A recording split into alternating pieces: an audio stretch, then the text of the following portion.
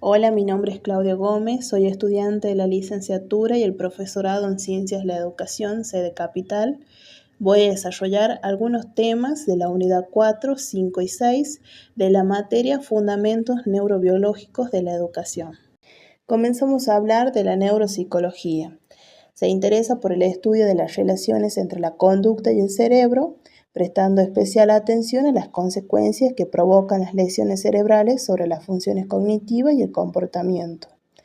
Cada día aumenta el número de personas con trastornos producidos a causa de daño o difusión cerebral, como por ejemplo el aumento en accidentes de tráfico. El daño cerebral causa secuelas físicas, pero también produce trastornos cognitivos que afectan a funciones mentales básicas para la persona, como por ejemplo la memoria, el lenguaje, los pensamientos o la capacidad para regular nuestro comportamiento. Las funciones mentales o funciones cognitivas. El estudio moderno de las funciones mentales surge a partir de los estudios neuropsicólogo Luria, quien señala las funciones mentales superiores como aquellas que son generadas por estructuras corticales.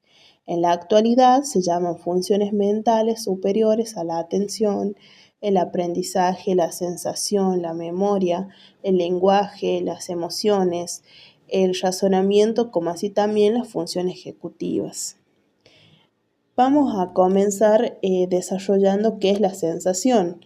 Es la capacidad de percibir información que proviene de estímulos externos e internos a través de los órganos sensoriales. Los órganos sensoriales transforman la energía física en impulsos neurológicos. Bueno, allí se muestra una imagen en relación a lo que es la sensación, ¿no? Ahora vamos a desarrollar la atención.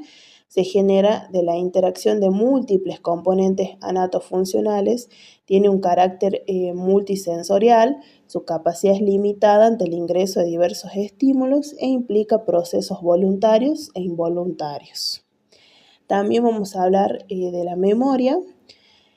Es un proceso que permite conservar la información transmitida por el estímulo a una vez que ya no encuentra presente a nadie, así también la capacidad de actualizar algo sucedido en el pasado.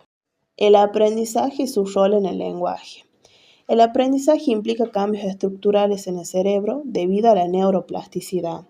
La adquisición del lenguaje, tanto oral como escrito, es un proceso de aprendizaje complejo que transforma las conexiones neuronales a través de la experiencia y la repetición, donde van a facilitar la codificación de sonidos, letras y palabras. Pero, ¿cuáles son los orígenes del lenguaje? A través del tiempo, el ser humano desarrolló el lenguaje como una herramienta de interacción social, desde una perspectiva neurobiológica.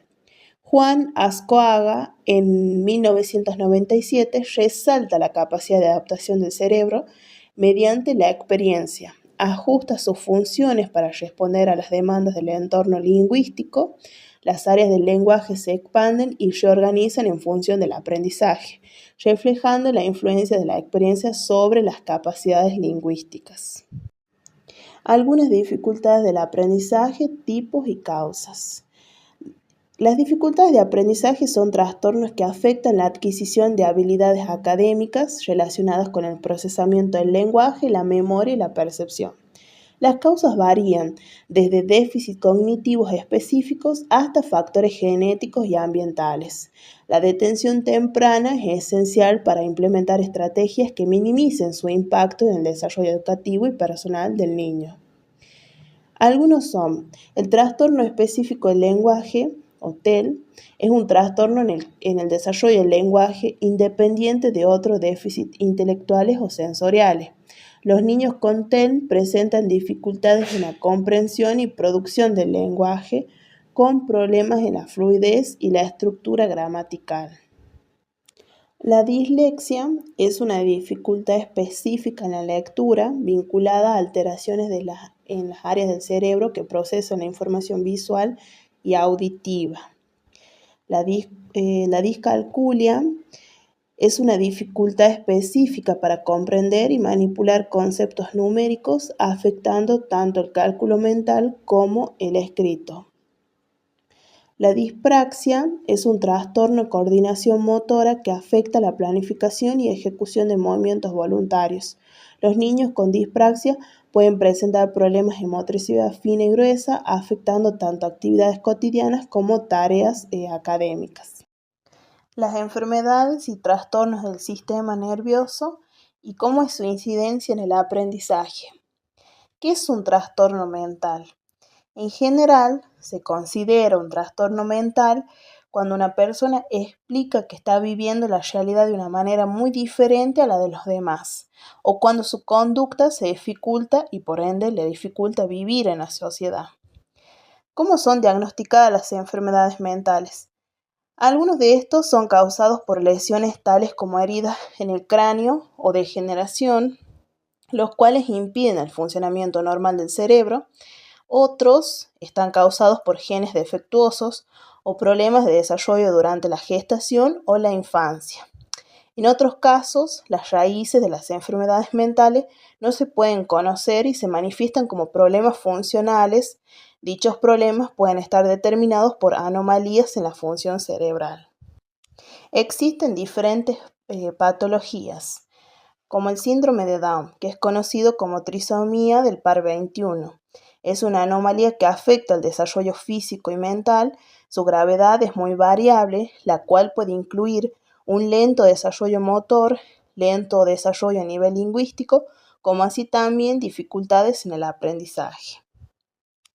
La parálisis cerebral consiste en un grupo de trastornos que afectan al movimiento y la postura debido a los daños cerebrales, como así también a un desarrollo defectuoso en el cerebro. Habitualmente el daño ocurre antes o durante el nacimiento, aunque ocasiona dificultades motrices y posturales, puede también provocar deterioro en la vista y el oído. El TDAH, trastorno de déficit de atención con hiperactividad, se caracteriza por una persistente dificultad para centrar la atención, como así también por hiperactividad. Se clasifica en 3 grandes grupos: déficit de atención, hiperactivo e impulsivo y combinado.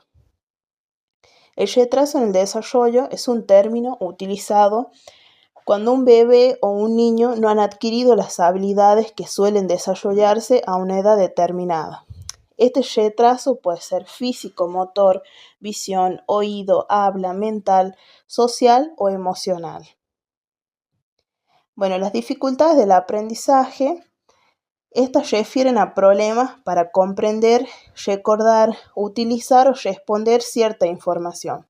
En general, el término se aplica a enfermedades que presentan un retraso en el desarrollo.